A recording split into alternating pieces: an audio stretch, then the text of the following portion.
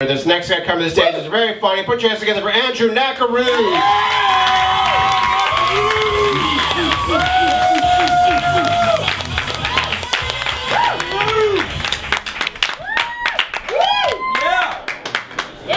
Yes, sir.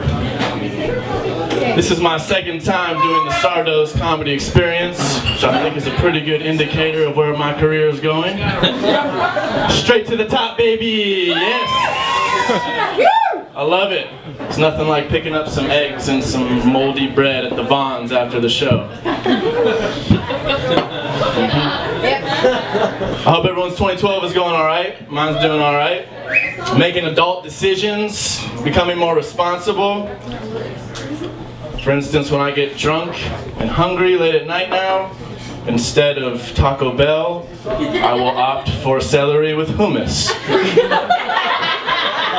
It's a healthy alternative.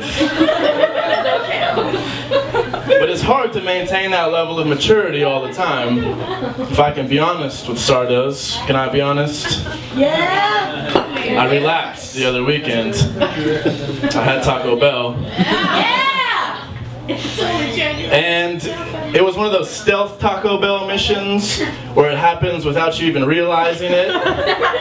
And these types of things happen out in the valley at lame house parties around 1:30 a.m. when all the attractive girls have gone home for the night. Or they probably weren't even there in the first place. Let's be honest, it was the valley. They definitely weren't there in the first place. And Hunger, at one point, likes to have a conversation with Drunk, and he wants to have a conference. And he says, yo, listen, dude, there are only 4s and dubstep DJs at this party right now. If we continue down this path, it's going to be nothing but STDs and regret for both of us. What do you say?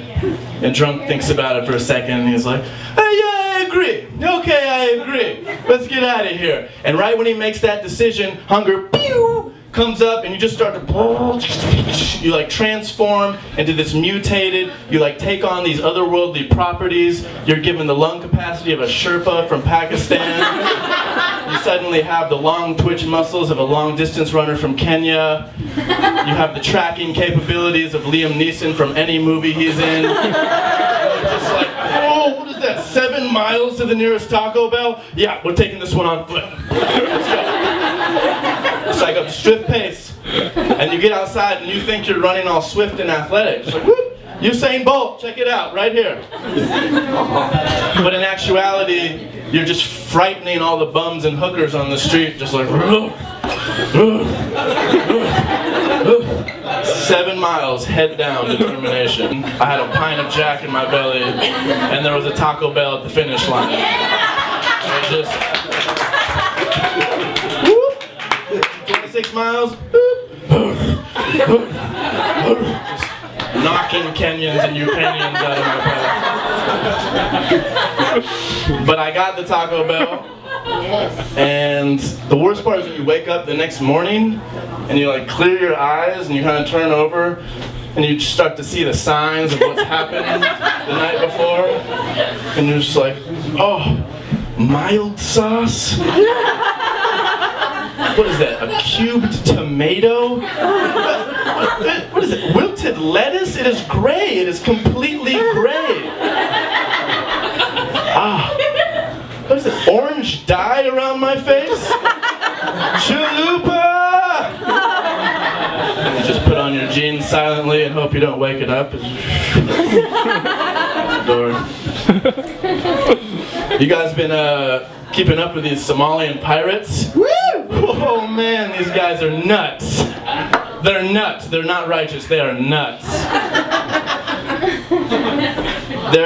They're ransacking ships. They're taking hostages. They're boarding sailboats and asking for ransom money. The Navy SEALs, same guys who took out Bin Laden, had to get involved last week. Saved an American hostage. Yeah. And whoop, yep. International governments getting involved, trying to figure out how to prevent this problem.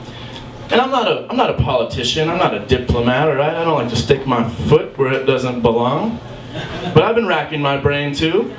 I think I've come up with a fairly simple solution, and that is stop sailing off the coast of Somalia. How about that? Just stop it. All right, the world is 75% water. Sail somewhere else. Like if I were to, all right, put it this way. If you enjoy jogging around your neighborhood for exercise, and your neighborhood was beautiful, tree-lined avenue, rhododendron, hey, you didn't think I knew that word? Rhododendron. But there was one street in that neighborhood, let's for story's sake call it Somalia Street, that every time you ran down it, you sweep kick you and steal your New Balance and eye shuffle, drag you into their basement and call your parents for money, would you continue to run down that street? No, you would choose an adjacent avenue that's just as beautiful.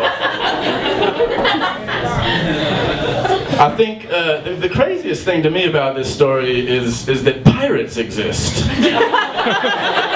Right? I mean, the pirates exist. Like, they're not who we thought they were, you know? Like, they're not eye patch wearing, sword buckling, yarr, matey. They're just an angry group of Somalians with AK-47s and speedboats that love money.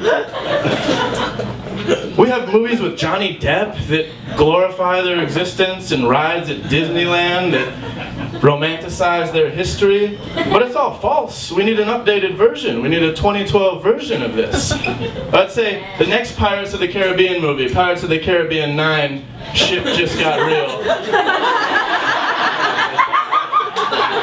And any Warner Bros. Execs here on a Wednesday night? You guys can have that one. But it's the opening scene, right? It's the opening scene, and Johnny Depp's doing his thing on the Black Pearl. And then 2 minutes in, just a speedboat. Somalians board the ship. Peace and whoop, peace and whoop. Johnny Depp. Roll credits, end of that stupid franchise. It's over. It's done. Disneyland. You're on a little smelly boat on a dank river, going down, listening to fake robot pirates sing songs. Oh ho, yo ho, the pirate's life for me. And then all of a sudden, wait, what's that? Yeah, speedboat again. Be some boat. No, mommy, what's happening? Grrr, grrr. Done. Just done. The realest place on earth, Disneyland. Thank you guys. You guys have been fun.